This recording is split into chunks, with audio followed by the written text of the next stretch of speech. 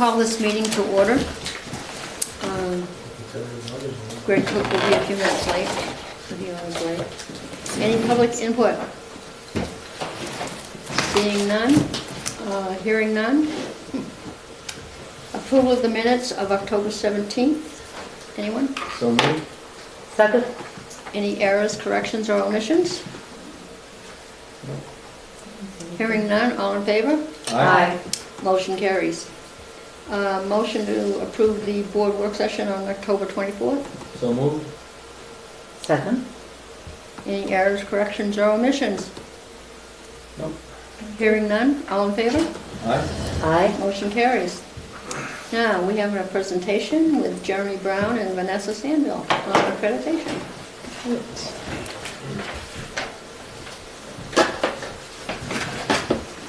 Good evening. Good evening. Thank you for allowing Vanessa and I to share some information about our NEAS scope, sequence, process, and roles. Tonight we're going to talk to you about some of the just general things that go into the NEAS process. Littleton is no stranger to this process. We are a NEAS accredited school currently. This is a 10-year process, and we're at the end of that process. So I'd like to share some things for you tonight about that. The first thing is,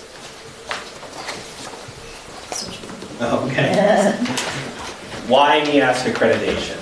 And the NEAS model is similar to other research-based models that are used.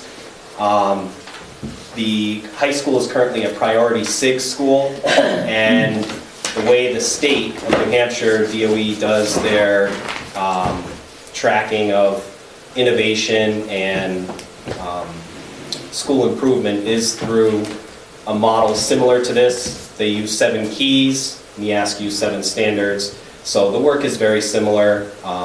They're nationally recognized models based in best practices for teaching. So it is a proven, time-tested. NEAS was founded in 1885, and it's one of the oldest regional accreditors. And the basic pillars, the 7 standards they use, have been in use for many decades. It's again research-based. The standards are supported by a wide variety of different research from many different sources that are all readily available through the website. And it's validated through program evaluation and feedback. NEAS really relies upon the people that participate in it to sustain it. And so it's not a bunch of bigwig, I guess, PhDs sitting behind a desk, checking boxes on your school.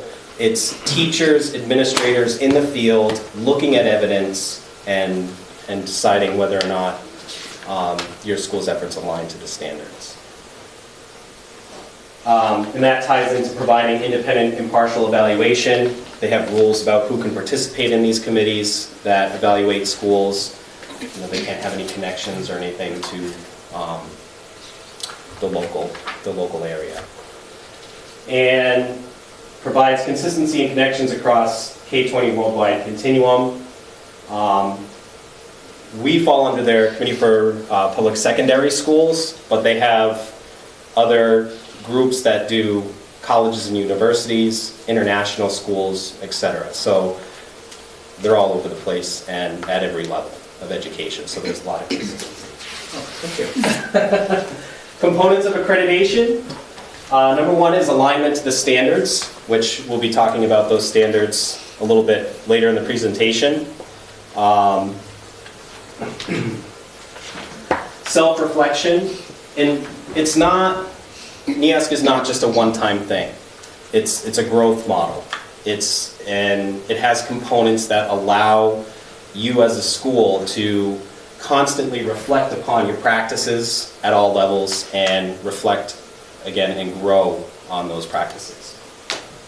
Peer review, again, the teams are comprised of teachers.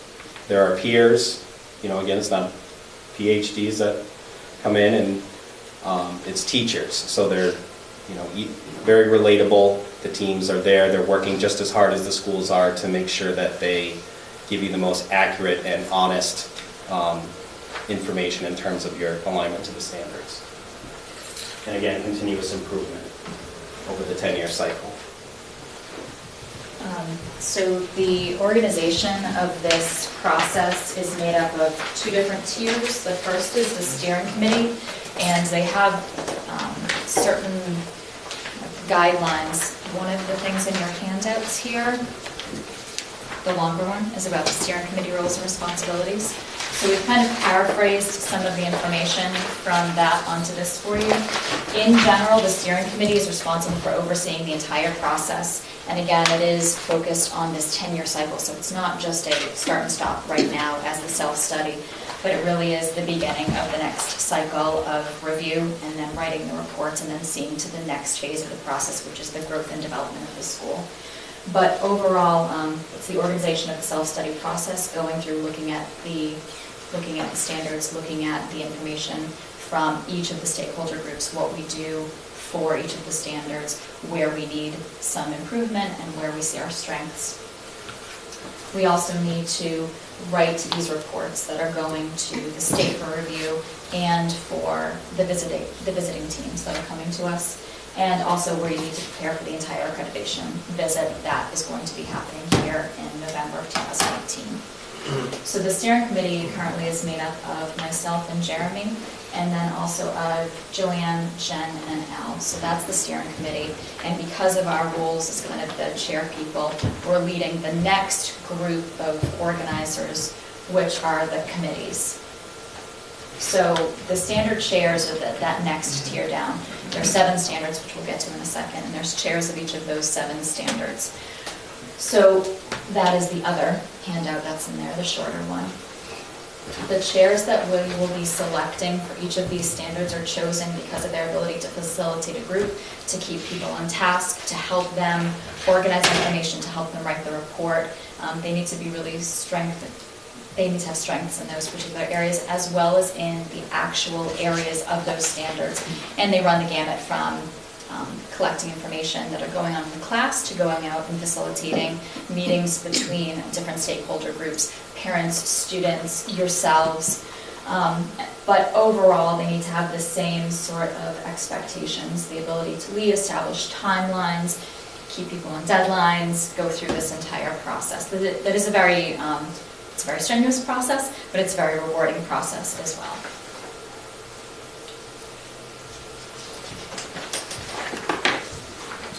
Okay. So just to, go ahead. So we're going to walk you through the standards just very briefly. There's a lot of information, and we have not included any of the indicators on here. Basically, as you go through the information, they give you a general idea of what the standard is. For instance, standard 1 is the core values, beliefs, and learning expectations. This is how that is defined, but then there are several indicators of specific strands that the school needs to look for when they're collecting evidence. So the first one is core values, belief, and learning expectations. Though they do not put any higher importance than any others, this really is the crux of the entire thing. Core values, belief, and learning expectations are woven through all of the other 6 standards and really is a very essential piece of the entire process.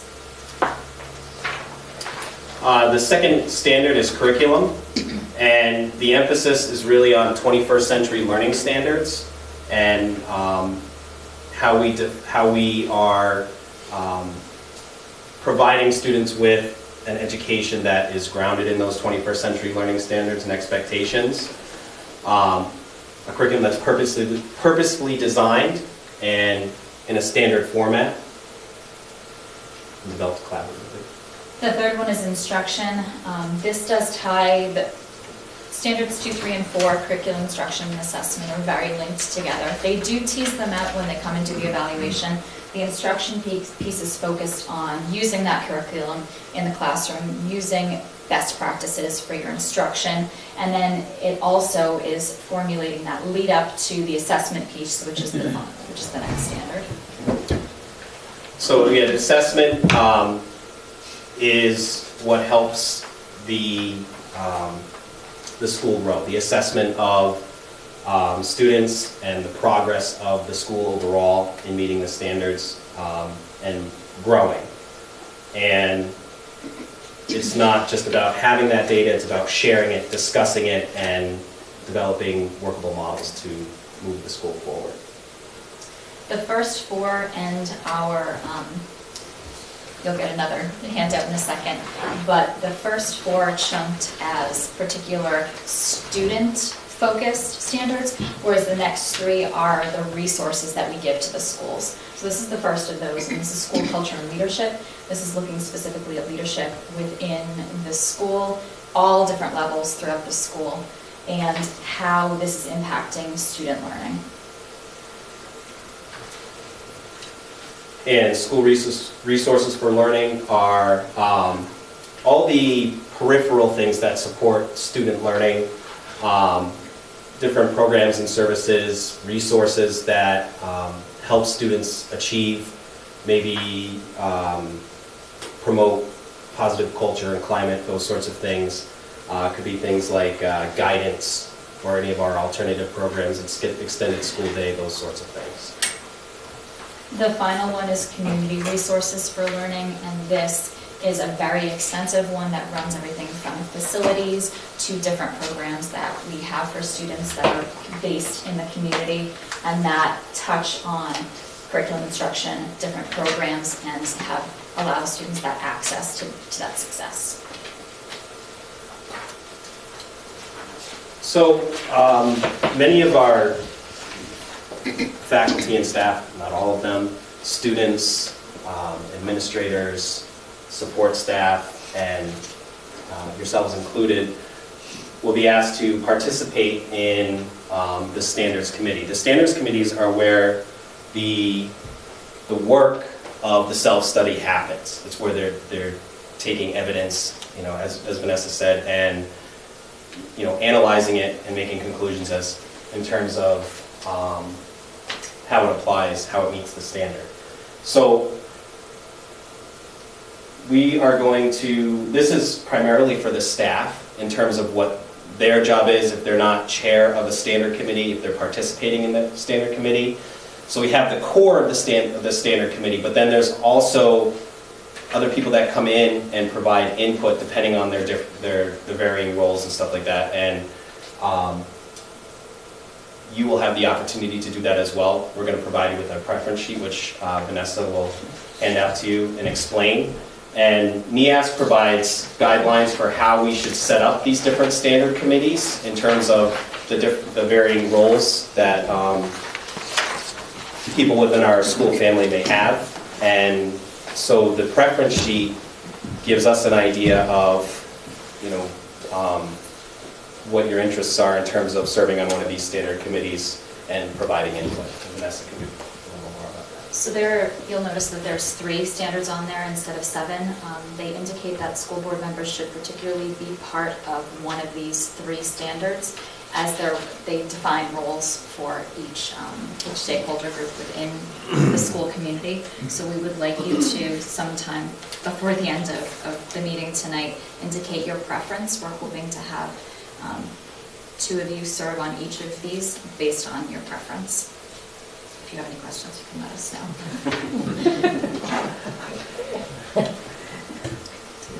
Okay. Our timeline for this, because this is obviously an ongoing process, we are just ramping up for the self-study. So currently in the fall of 2016, we've already done a couple of these. We have our steering committee. We've attended a self-study seminar that gave us all the tools to be able to go forward with this process. And we are in the work of establishing our standards committees currently. In the spring, in order to begin the first semester of our self-study, we are doing things like organizing the administration of the Endicott survey, which will be conducted over 2 semesters. The self-study piece, the Endicott survey being the lead off of that. And we will host the CPSS staff in order to help us with that. The second part of the self-study will be concluded in the fall, and we will begin to write the standards reports. Each standard, 1 through 7, will have the task of writing, revising, and presenting each of these standard reports based on the evidence that they have collected. In spring of 2018, we need to develop a couple things based on those standards reports. We need to develop critical strengths and needs reports based on those, a 2- and 5-year action plan based on the results of those as well. And that is the lead up to hosting the accreditation visit. That will be November in 2018. We'll host the decennial visit. Following up with that will be a revision of the final reports that they write, send to us. And then when that is all complete, we attend a follow-up seminar to learn how to go forward from there. Because this is not just an event, this is a continuous cycle of growth and revision and reflection.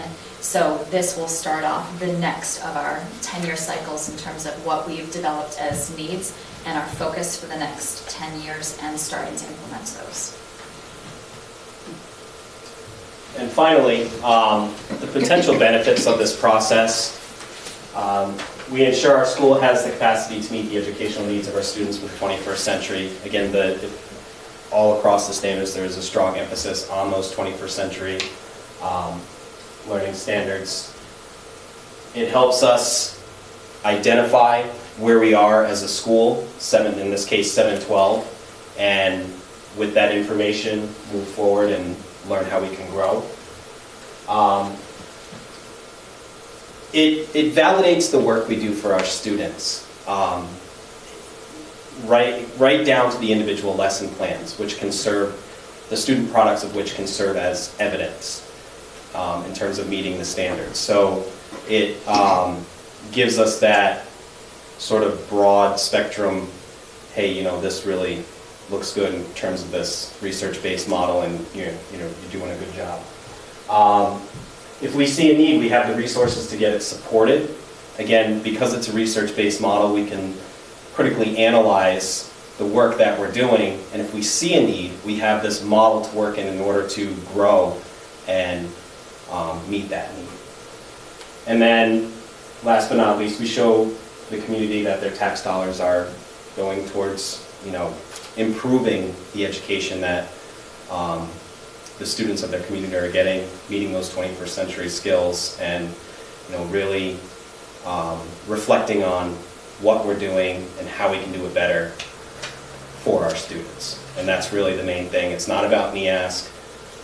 It's not about the reports. It's about doing better for our students. And that's the most important part of this, is all these improvements, everything that we do, how is it going to make the educational experience of our students better and better prepare them for what's coming down the road. Well said. Do you have any questions? Great presentation. Thank you. Yeah. Thanks for sending it to us early and Oh, not a problem. for co-chairing. That's a big commitment, so thank you both very much. And we are available. We meet regularly during the week, so any questions that come up after the fact, please do not hesitate to email us. Vanessa and I will be more than happy to respond and provide you with the answers very soon. Thank you very much. Thank you. Thank you. You want to take some time to fill out that? You don't need those back tonight. If you need some time to look over the things that we've given you. Give me mine. If you want, I'll take them right now. Just choose our own. Sure. We each take two, you said two of them? So I thought just we were put trying one to spread it up. I'm trying to, we will try to split it up. If all of you Okay. all want to be on the same standard, we might ask you to. You're going to do take that. your standards Okay. where you need us. All right, and- okay, gotcha. You don't need to rush and you stay to go free. Shoulder.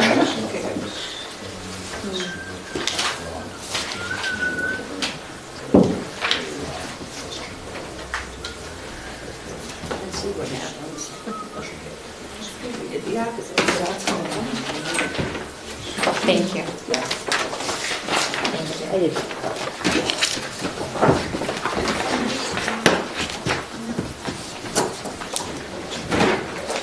Okay. The manifests are going around, and then Tom, you have something on the special education budget for us?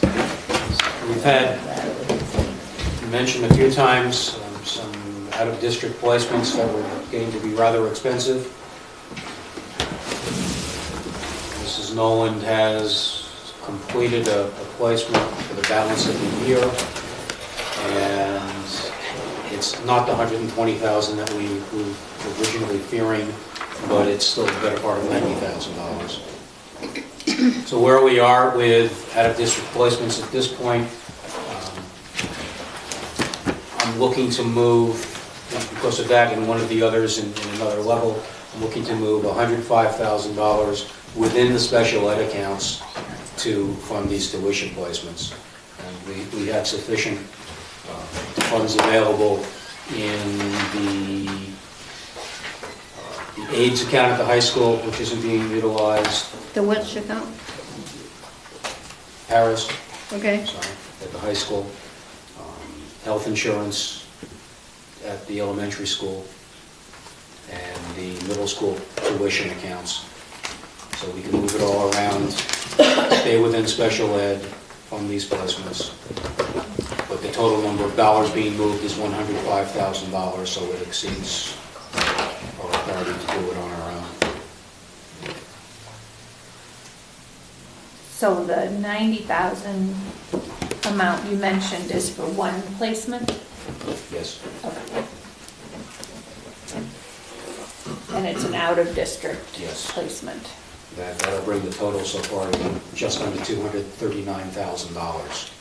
Can you say that amount one more time? 239,000? For out-of-district? Yes. That's what we're currently using, That's what we have committed at this point, yes. committed?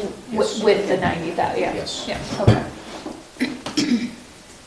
And then you said there's some funds in the para account for the high school?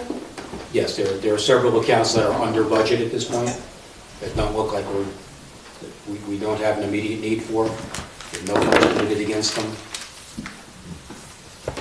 So I can shift those to fund these placements, still stay within special education, and not have to look to another function.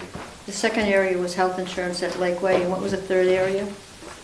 The private tuition line for the middle school has $37,500 not committed. So I can just move that to the high school level. And what's the amount for paras at the high school that's not being used? I'm proposing to move 40,000, is just under 46,000 that is uncommitted at this point. And how come that's so much? Different assignments from when the budget was prepared a year ago. Because we were switching them around, is it? No. No, there actually is one vacancy still there, That's right. and I have sufficient funds left if we do hire someone, because I won't need a full year's worth of insurance from whomever is coming in, and there's enough funds to cover it. But we also had some moves within the building that had different insurance requirements, just the usual. The paras are still with Health Trust. The actual increases from Health Trust were less than the guaranteed maximum rate increase that we budgeted last year. Is the first amount, the 46,000, taking into consideration health insurance for the paras at the high school? That is the health insurance. Okay, I thought health insurance was just at Lakeway, but this Yeah, is no, I'm health sorry. insurance at the high school. That makes sense. 46,000 is at Lakeway, special ed health insurance at Oh, Lakeway. 46 is that, okay. Yes. So, and what's the amount coming out of the high school account then? I've presently got just under 36,000 in special ed paras, and I'm looking to take 35,000 of that. Would it be easier if I gave you a sheet? Why not? Well, Do you have one? I do Yeah. have them if you Yeah. want. Well, that would help. share.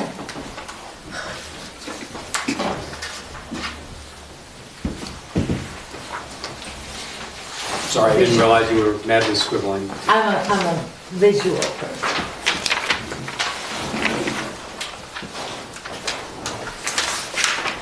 Let's do that. The flip side contains protected information.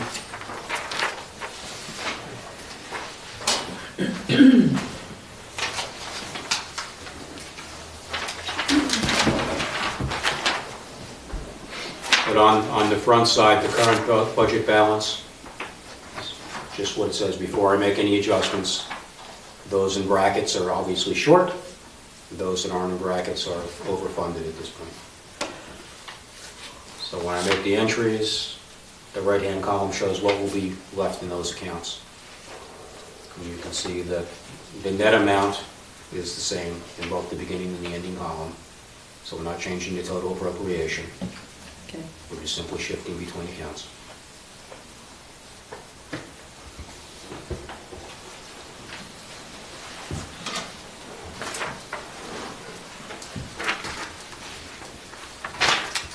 Do we hear a motion? So the reason, I see the line on the bottom, if I could first, the 7,500 is because it's that amount or over? So Yes. otherwise, would you bring this to the board, or are you bringing it to the board because it's Because it exceeds. exceeding 7,500? That's right, Ah, okay. yeah. The superintendent has the approval to move around $7,500. Anything over that has to come to the board for Okay. approval. So the question is, can we move $105,000, is that what you said? Yes. In the special education budget to fund the out-of-district student, I believe. All right? All the out-of-district placements, yes. Yeah. Okay. I'm fine with it. We're fortunate we have all this money so we can Yeah. do it, Yep. frankly. So Any do I hear a motion? motion? Yeah, okay. I just don't quite know how to word it. I'll make, I guess, let's see, we probably have to do it by individual lines. Just in total would be sufficient, I think. Okay. The total amount, yeah. Okay. I'll make a motion that we move $105,000 from 3 different accounts. Special ed aids at the senior high, special education health benefits, and middle school private tuition. From those 3 accounts, a total of $105,000 to be used for out-of-district special education tuition. Second. Any further questions, discussion? If not, all in favor? Aye. Motion carries.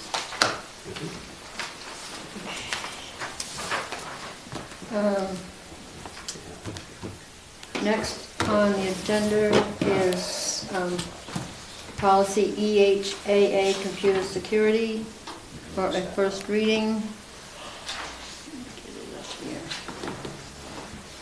here. As you can see, the policy committee has met. These are the changes in red that we have made, and I believe, is this the one, Tom, you have some thoughts about? HAA, yes. Yeah.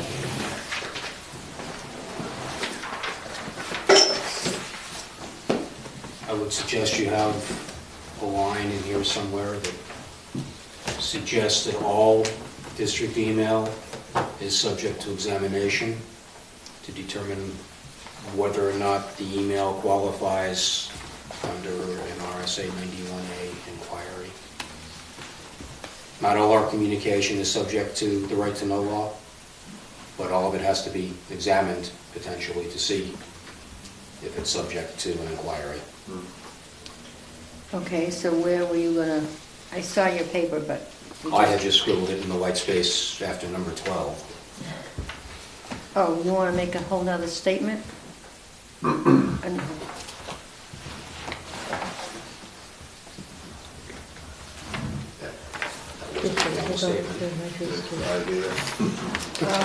So is number 12 addition? No, I think under number 2, here, it says the computer and email system is to be used for school/district business purposes only.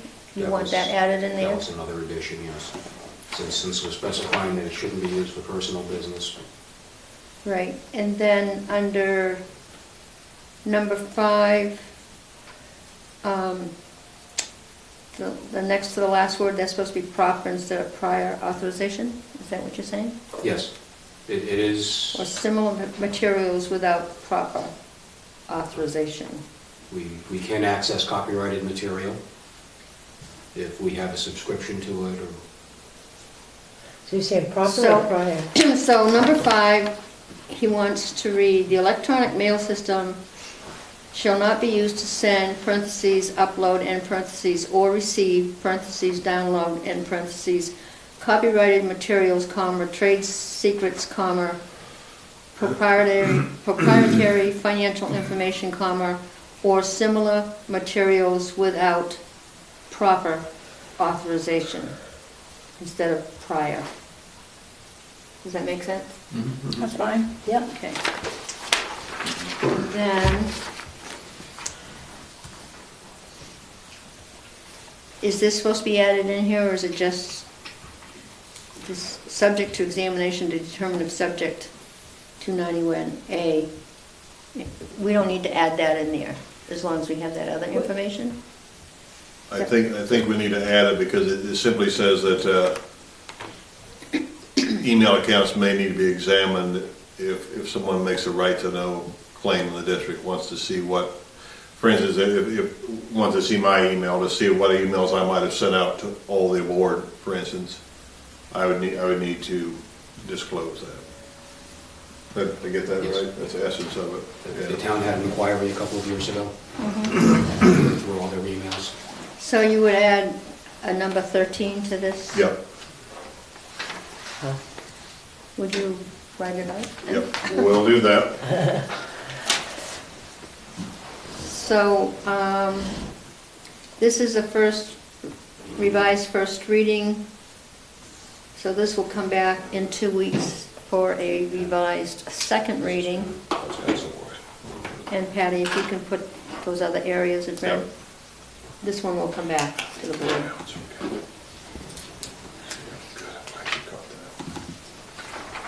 And if you just run it by Leslie and I when you're finished. Yep.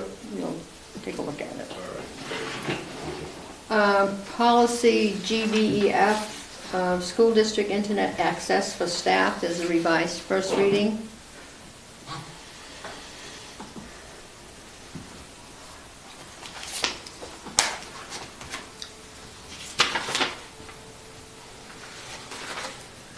And I think on that one, we should also say, see also underneath the heading here, see also EHAA and JICL, to cross-reference them. Because it doesn't say that, and we forgot that one, but. So everybody okay with revised first reading of policy GBEF? With Yes. the amended cross-reference? Okay. And then the next one is policy JICL, school district internet access for students. And those errors that we've changed are in red, as you can all see. Any comments or other corrections on this policy anybody's aware of? Do we have to define what harmful to minor means anywhere? Is there a definition anywhere in another policy? For what? The phrase that was added, harmful to minors. Well, there is something called the Children's Internet Protection Act. Can we reference that as, This is the language that's in that, Yeah. which is required, that we're required to have in the policy.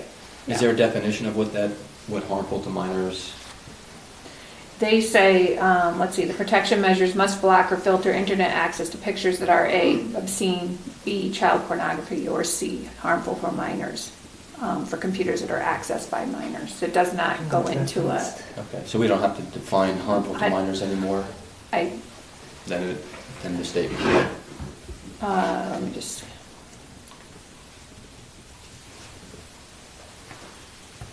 Is there a reference? I'm reading here, let's see.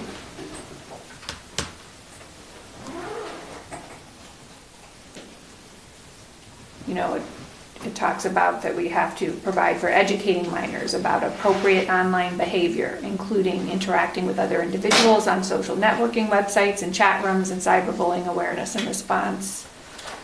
I don't see any type of, I don't see anything else, any more definitions beyond that. Okay. So, but that is related to the E-rate telecommunications kind of rebates that we get. So we have to, and by accepting those, we are required to do this by law, so. Okay. So is everybody okay with the explanation? Mine is, all right.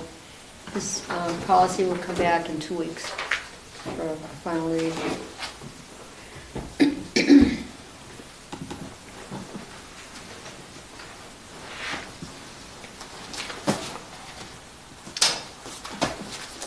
So, okay. I think, is there anything under, you're going to talk about the driver's education? I will. Okay.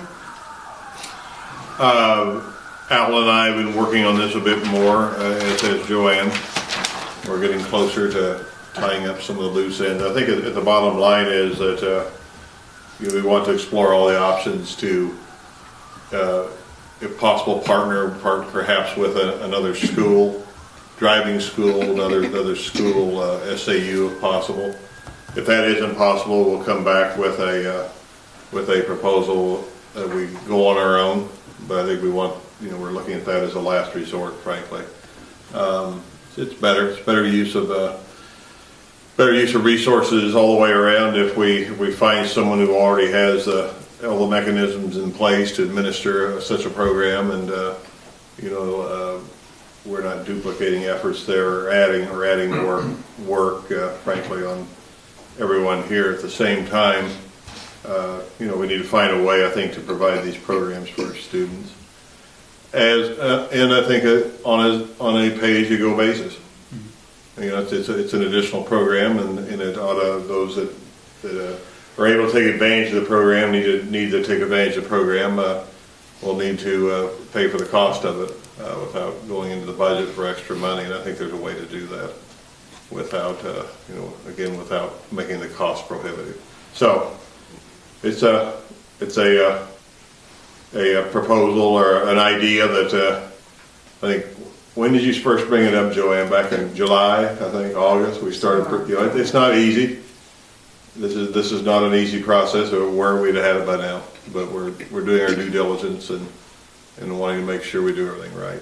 But at the end, I hope that we can have a driver's ed program for our kids. Any further questions or comments at this time? Just, do you think that will happen in the near future, or is this going to The be target date is still second semester Okay. of this coming year school. You're This school year. targeting starting second semester? When do you think you'll have a proposal for the For us, board so we yeah. can evaluate it? Before then, well before then. Okay, but- good. Yeah, that's what I was, That's really important. that's what I was asking. Actually, I shouldn't say well before then. That was probably a month ago. But we'll certainly give you, enough time to evaluate it. And I think that we won't bring something to you, I think, that has a lot of questions. It'll be pretty well ironed out by then. Yeah, I think at this point, and that's why we're not doing it at this point, because at this point, all I could bring to you is us hosting it. And I'd rather not do that if we don't have to. But I still want to make sure we get the program for our kids. So, okay. Okay. Under new business, we have a Home Depot Foundation grant. Who's going to talk about that? We've got to, let's see, get the document out here. You have the PDF, the document there, and this was just to make sure that there weren't any questions, objections. George, we've looked it over. Tom has looked it over. Al and I have looked it over. We've given George the authority to proceed as indicated here, but want to make sure there are any questions with the board before we proceed any further. I think it's pretty non. Do we have to officially accept the grant? Unanticipated Yeah. funds, yes. Yeah. Have we had grants of this type before have we ever had a grant for, like Home Depot or any other type store like that? Well, I think we have. I think we got some money was Yeah. from, I hate to to say help it, with but- lunches for students or remember that extra food? Little tin That boats. from Little tin car boats. dealership, yeah, we've gotten Yeah. some Yeah. money, I think, in the past. Now, is this a specific grant that George pursued, or was this something that Home Depot just made available to, He pursued he pursued it? it. So this is to do our handicap Yep, entrance? exactly. Oh, for the SAU offices? Yep. Mhm. Okay. And Home Depot is I think they're helping us providing the with materials or materials? something. Okay. Yeah. So between now and April 24th. I think there may Yeah. have been an extension. I kind of thought that's what they said at the There is- I facilities think meeting, but in George asked for an extension to the end of the school year. Oh, we did? case it's snowy still. It could be snowing in April, True. hopefully not, but Oh, One never that was knows, Mother's right? Day. Hey, well, I was here in April, it was lovely. I mean, it's like 70 degrees, come on. I'll try that again this year. Okay, I got it. And they asked that you acknowledge it from Home Depot Foundation. Yeah. So do I hear a motion to accept, I think it's $3,000, is that what I saw? Yes. I'll make a motion to accept the generous grant from the Home Depot Foundation for $3,000 to build the handicap accessible ramp to the SAU office. Do I hear a second? second. Any further questions? All in favor? Aye. Motion carries. Okay. Thank you, Home Depot. Yeah, Very thank you, much. Home Depot. Yeah. Personnel, I don't think there's anything there. Facilities, We met briefly, and the budget recommendations will be within the budget, so, for the facilities. So Okay. I don't think there's anything other than that to report on. okay.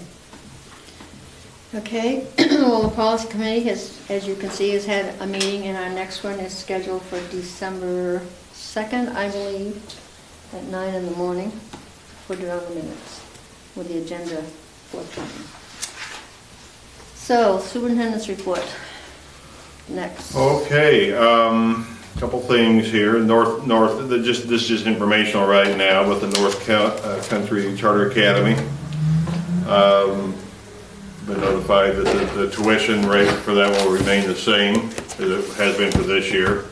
And we'll have a formal agreement to be acted upon by, or considered by the board in January. May I Just ask want what to the give you a heads tuition, up. Pardon? what's the tuition rate? 52 and change, is that right, Joanne? It's 59. 59? 5959. Okay, I should have asked. Okay. I've been over there several times to that particular facility, visiting students. Visited a student a couple months ago, actually just graduated from there. So I'm happy to report that that's providing a good service for our kids. Now, so don't make another mistake. How many kids do we have there now? 5 or 6? 6. I said, unless I said both, that way I get it right, 5 or 6. I should have said tuition between 5,000 and 6,000.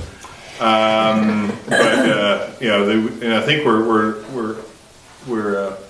limited to 5, but we can get an extra slot, I believe, in that particular program, right? No. Okay, I'll stand up. We have 6 seats. all right, and we can go Okay, beyond that. And then, you know, depending on when Yeah. they finish, you know, we move people in if we need to recommend them to go there. Some finish more quickly than others, and Who recommends doing? it goes before the, what is it called?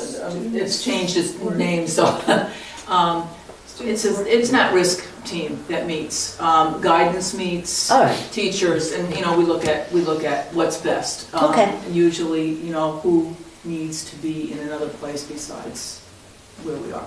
Okay. So, Okay. Okay, and like I said, we'll come back in January and with the official contract for next year. And, you know, I think I just wanted to mention it for one, like I said, the cost wasn't going up, and again, I think it's a nice program. I'm glad we have it for our kids. I'm not even going to try to talk about webpage. I'll have Dale make a few comments on that, but he has been working on putting some RFPs out there and seeing what we can do to improve that particular part of our program.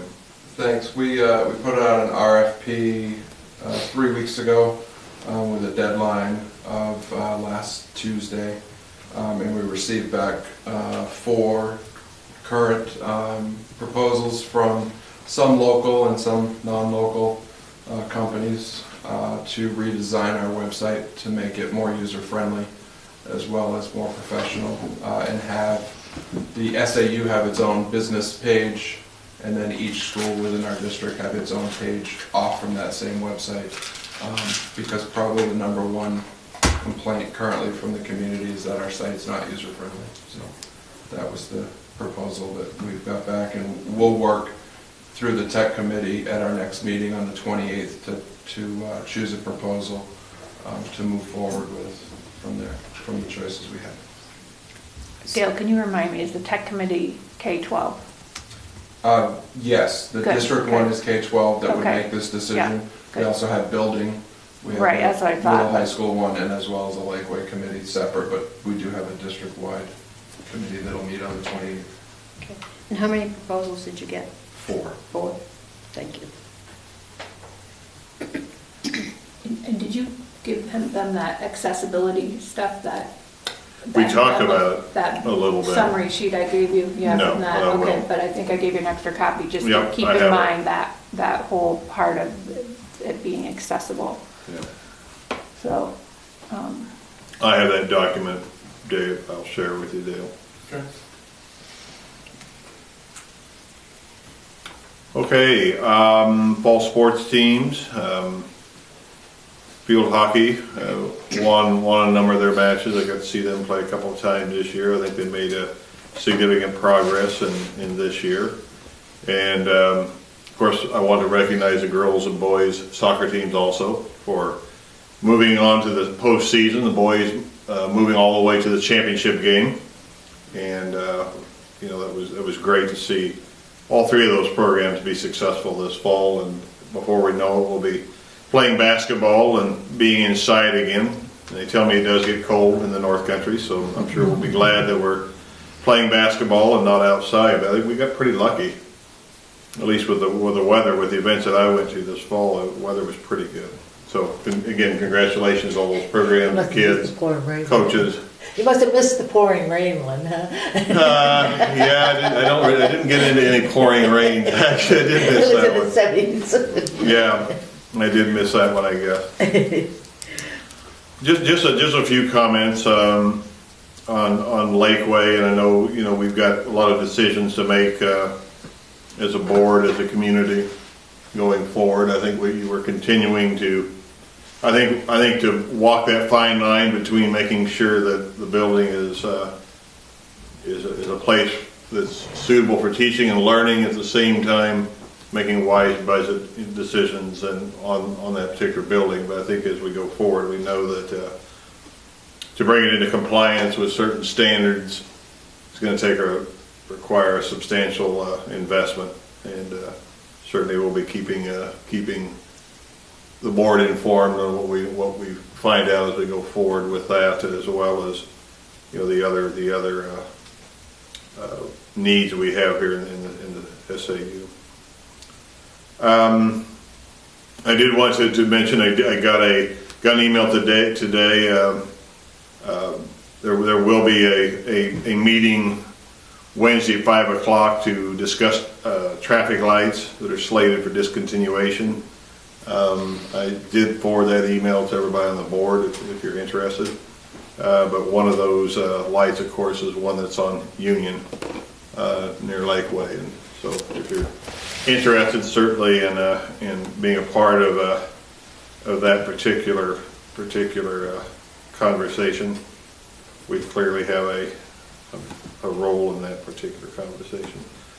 And then finally, you may have read the newspaper, there have been some results of state assessments, and as we get the rest of the results, I have time to tabulate them and put them in a way that we can present to the board a little bit more organized fashion. We'll be doing that in the near future. I'll be asking for some help from leaders, principals, and other individuals in the district to help with that. And that's all I have for this evening. Okay. With that being said, I'll entertain a motion I don't have it open right yet. to go Somebody into else has non-public. it. What did he say? He said he doesn't have it. I'm trying to find my way to it. Oh, I'm stuck on some document. Oh, maybe I've got it. did you find it? Sorry. Can I give this to him? You got it? Want me to do it? Sure. Okay. I'll make a motion to enter into non-public session under paragraph 2, section 3 of the RSA 91A:3 of the right to know law for, I actually haven't seen the non-public agenda, so I don't know what we're going in for. Number one, anyway. Number 1? Well, no. it's- No, number 2? Yeah. Number 2, the hiring of any person as a public employee. I would say number 3. And number 3, matters that would adversely affect the reputation of any person other than a member of the board. And you want to go in for number 4? Facility. Okay, Yeah, as well as number 4, consideration of the acquisition, sale, or lease of real estate or personal property. Do you hear a second? Second. All in favor with a roll call vote? Cook. And Nelson? Robbins. We get, thank you.